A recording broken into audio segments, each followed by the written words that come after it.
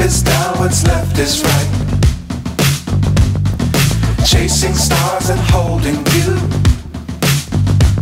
I can't see the end, but we'll see it through.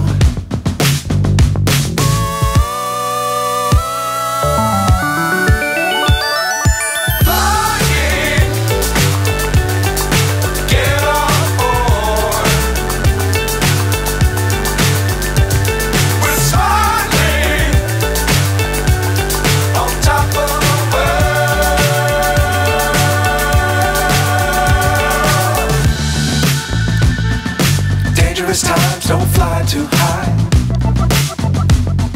Be sure to keep the ground in sight. Fly forever if you keep it tight. Love the world but keep the sky on your mind.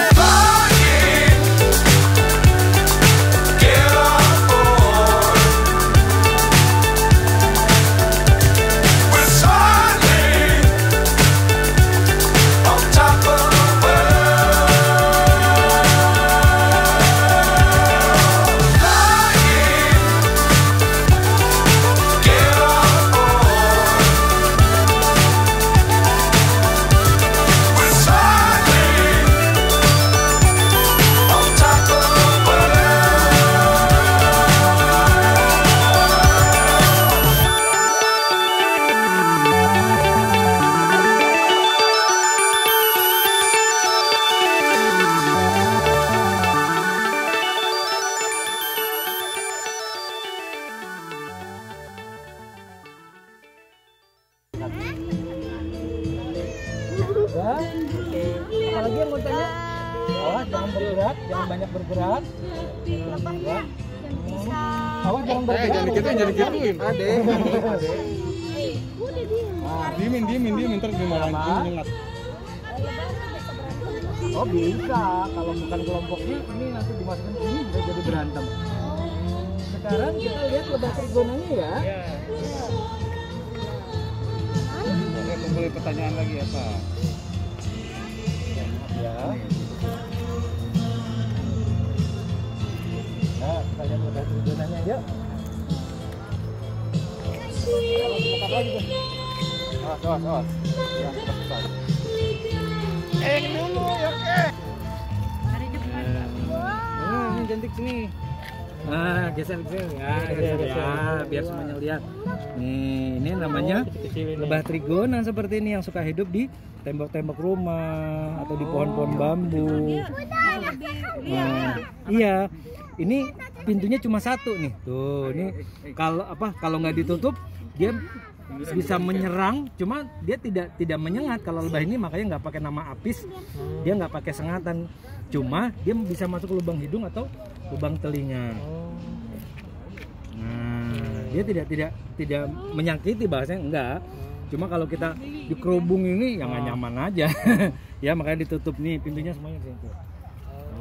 Nih, ini kenapa pintunya cuma satu? Ya memang dia maunya cuma satu aksesnya saja.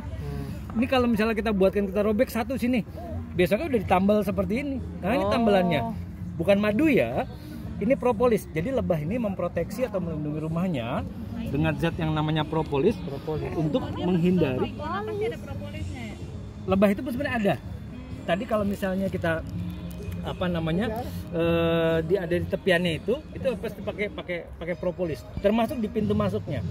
Lebah memproteksi supaya hama kuman tidak mudah masuk. Jadi ketika dia mendarat masuk rumah, dia keset dulu istilahnya. Jadi jangan sampai dia dari luar dia membawa kuman penyakit. Bersih ya dia. Bersih, termasuk kalau lebah itu kalau buang air besar dia di luar sarang, nggak ada yang di dalam sarang. Kalau ada temen yang mati diambil dibuang keluar, ada yang bagian tugasnya bersih. Tapi kalau misalnya temennya kegencet kayu, nggak bisa diambil sama mereka, dilumuri propolis kayak gini supaya bangkai temennya tidak membusuk. Ini mereka sendiri yang bikin atau dari? Mereka sendiri yang bikin. Jadi ini sekaligus lem, sekaligus juga antibiotik. Makanya ini kalau kita bawa ke laboratorium, kita pisahkan ya antara lilin sama propolisnya. Ini nanti kalau kita minum, jadi juga buat antibodi buat kita. Jadi selain madu, propolis ini juga sifatnya buat antibiotik. Jadi supaya kita memiliki kekebalan. Itu pengobatan dari dalam. Nah, kan kita taunya propolis, apa sih propolis? Ini lebah yang bikin, diambil dari getah tanaman yang ada di lingkungan sekitarnya. Gitu, jadi memang luar biasa. Lebah ini gini, ada beberapa filosofi hidup yang mungkin masih bisa kita ambil sebagai contoh hidup lah, katakan begitu ya. Lebah itu kalau seandainya terbang ke bunga, dia tidak merusak bunga. Yang bener megang HP. Justru membantu bunganya cepat berbuah, betul ya? Tapi kalau lalat terbang ke bunga, bunganya jadi mati, gitu kan?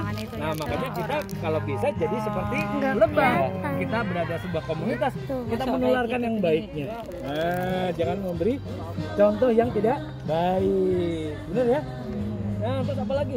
Lebah itu pasti yang diambil yang terbaik. Sekalipun di gembala di misalnya perkebunan obat bius namanya opium misalnya, yang diambil sama lebah pasti sari pati bunga, bukan racunnya.